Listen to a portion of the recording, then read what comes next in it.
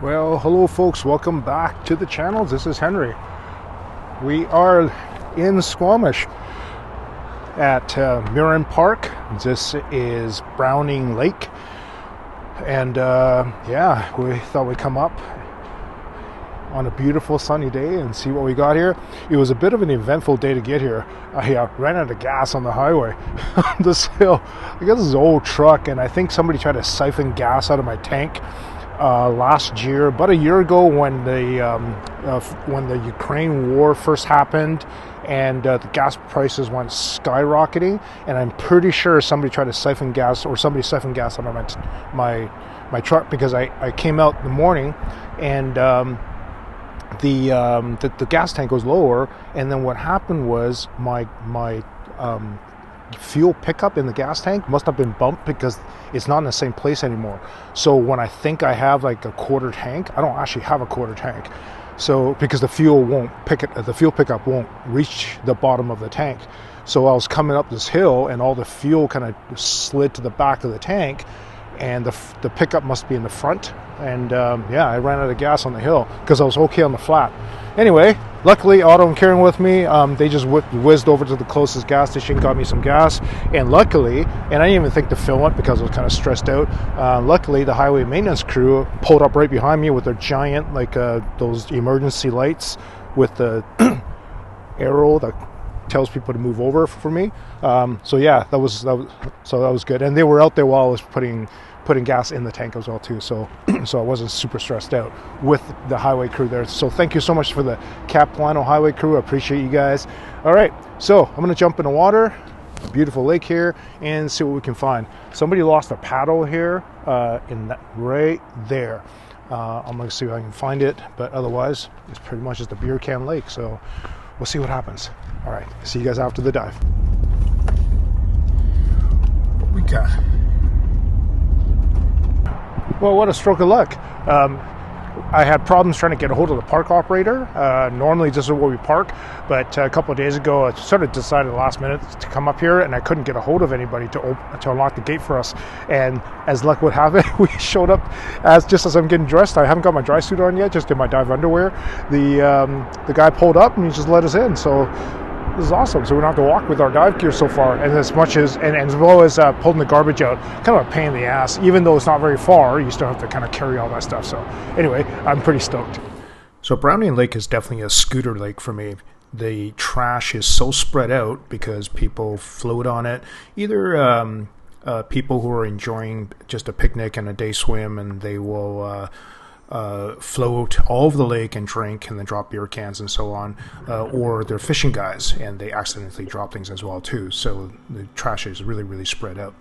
So here we are at the beginning of the dive. As I go over the weeds, it's like, wow, look at this. The orange things, the orange color caught my eye, and immediately I saw these koi, and I'm just taking my helmet off of my head so I can actually drop that GoPro camera right down close, because I knew these guys. I wanted to make sure I captured a good image. As soon as I saw them, I knew that they were invasive species, of course, and I quickly tried to make note of how many there were. I'm pretty sure there were 4, and man, they're skittish. Anyway, after that, I started to head towards my direction, whatever compass bearing that I had, and started scootering right away. And I guess, again, you can see the garbage is really spread out. It's not a concentrated area of beer cans.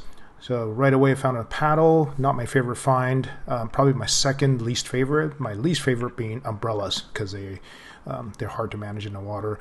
And paddles are hard to manage because they are unwieldy. And luckily that was only half a paddle. So I did find a lot of plastic bags, and this lake is right next to the highway, so I kind of feel like trash that's kind of blown off of the highway ends up in the lake a little bit, so these plastic bags are all over the place. I'm not certain. I mean, it really could be just the people who are on the floaties as well too. Who knows? Sunglasses, and then you can see here I'm really scanning left and right trying to see stuff. Man, the visibility is just not very good in this lake. There is patches of clarity and then patches of really bad visibility here. As you can see here, this kind of reminds me of like skiing on a foggy day when it's all clouded over and everything is white and you can't tell where the snow is and when the fog is. It's so annoying. More plastic bag and some beer cans there.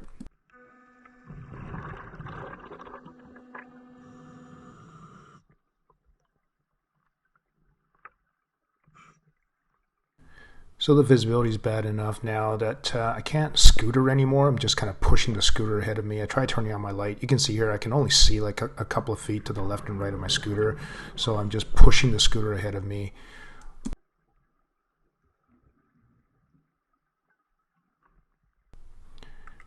You can see here I'm just slowly pushing the scooter ahead of me. I'm not actually scootering, I'm actually just swimming at this point.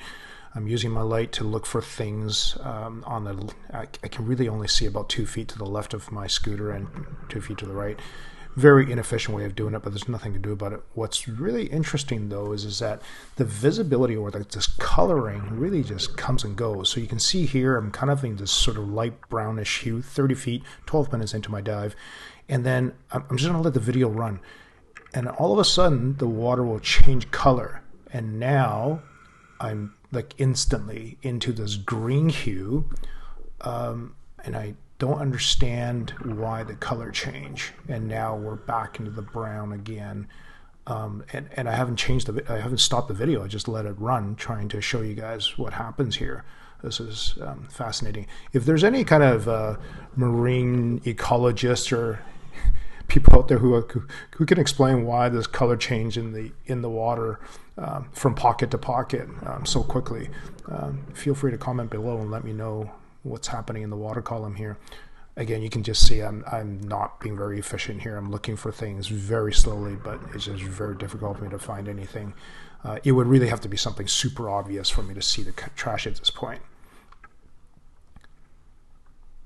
I think that was I'm grabbing at things I don't really know. And here again, same thing, color. I just went from light brown to green again. And yes, that's a bikini right there, bikini top. Looks like it's been there for a little while. Solo cup, and I believe that was a plastic bag again. And here's the second paddle that I found. These are the cheap Canadian Tire ones. I find so many of those things. And here's sort of more along the shoreline. We find a lot of scissors and such with so many fishermen. They tend to drop tools. So I'm back at the start of the dive now. The same koi are hanging out and just among the weeds there. I'm trying to get a good shot of this, knowing that I'm going to report this to BC Parks. I'm trying to get a decent shot. These fish are so skittish, so I'm trying to kind of not breathe very much and just gently moving forward. And here you can see here, I'm going to hold my hand out just so that there's a reference of how big this fish is. I'm like maybe 5 feet or 6 feet away from this, and I'm going to hold my hand out and I'm trying to give you guys just sort of an idea of how big that fish is. They're actually pretty decent sized. And here's a wallet, and I've swum over this area a lot, and this is the first time I've seen this, so it just goes to show you that that sometimes you swim over trash and you just miss it, but there it is.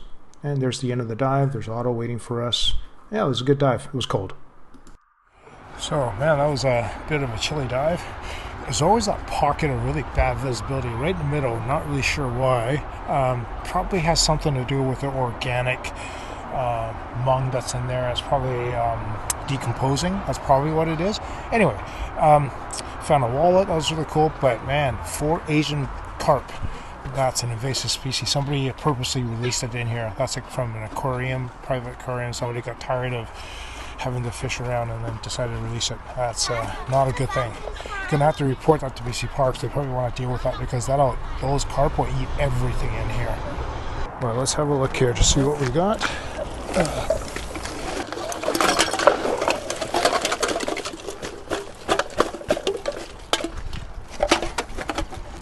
You didn't find your boat paddle.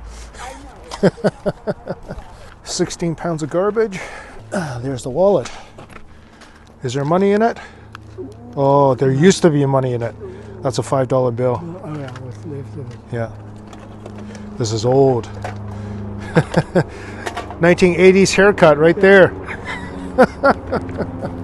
Otto was saying that these, both of these IDs, they both expired in 1996, so it's been there for a very, very long time.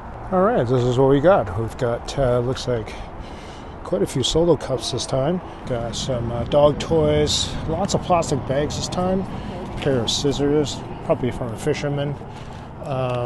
There's that wallet. And, it's really, really old. Some sunglasses. Got a little fishing net thing. One bikini top right in the middle of the lake.